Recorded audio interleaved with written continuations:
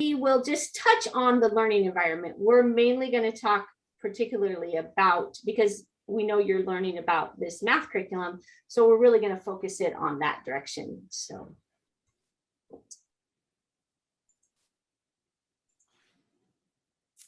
All right, so a foundational principle of UDL is learner variability. And so experience and common sense suggest to us that yes, individuals are unique. We learn in ways that are particular to us. But then in the past quarter century, science has really confirmed that learner variability. Yet if you look at our education system, a lot of our system is built on a foundation of believing that learners learn in the same way. And so FAIR is looked at as identical education. And so this influences every aspect of our education.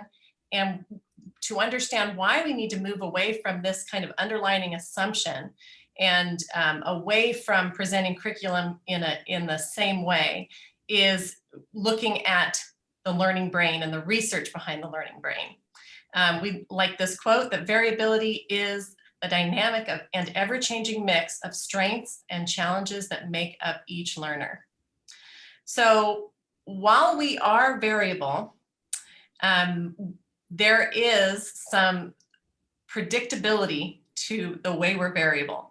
And so Linda, I think we can go to the next slide to think about how science has looked at groups of people and that there are some ways in which we are similar. So they might have looked at age, looked at gender, the differences between the way our brains work based on who we are in groups. And so even in science, they've done research on students with autism.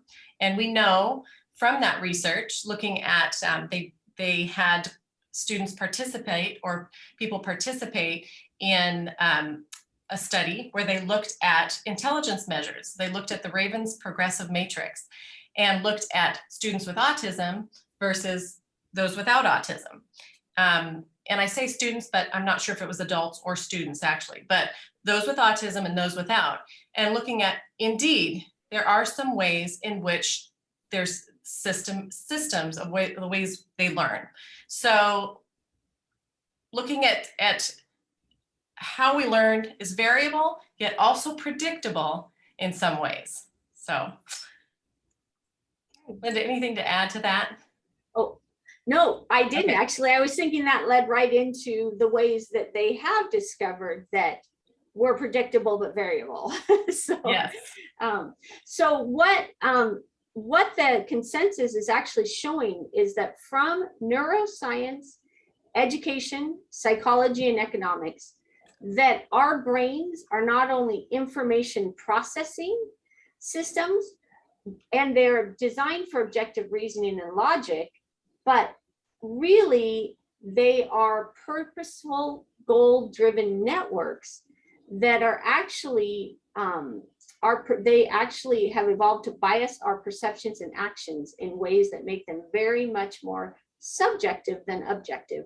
And I know that's like this long word and I'm reading that, but it really just means that we actually take in information and process it because of a lot of background information, and then we perceive it differently depending on our culture, depending on our moods. And they've actually discovered that that is a consistency in the variability. And so they actually can show that we can look at those consistent ways we're variable, and we can use those to teach students in a way that they can understand and express better.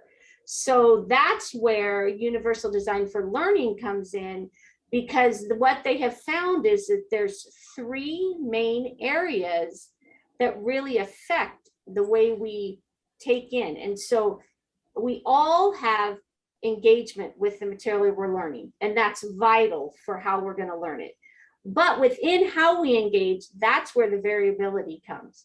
And that's the why of learning. And we all have to have that engagement in order to actually learn and make it something we remember and we understand and we can apply. The other part of this is the recognition networks, or the what of learning. And that's another place where we need multiple means of representation, because that's where the variables are, is how do people see the representations? How do they represent it? So that's the what of learning. And then we have the how of learning, and that's our strategic networks. And you can see on this picture that they actually are showing the parts of the brain that are engaged with this. And so here's a bit of a better visual. But so the why of learning is that part of your brain. They know that's what gets engaged, but they know that's where you need to give variety in how students can do that. And then the recognition networks are that middle part of your brain. And again, we all have that, but we all have variations in how we do that. And then the third one is the strategic networks, which are that part of the brain. And then that's the how of learning. And so we need to use UDL. That's the umbrella of inclusive practices. So the why is for purposeful, motivated learners to stimulate interest and motivation for their learning. That's that effective network. And then the what is for resourceful, knowledgeable learners. We need to present information and content in different ways. And that's that what of learning, the recognition networks, they call that. And then the how of learning is the action and expression. How do they actually express what they know, act on what they know?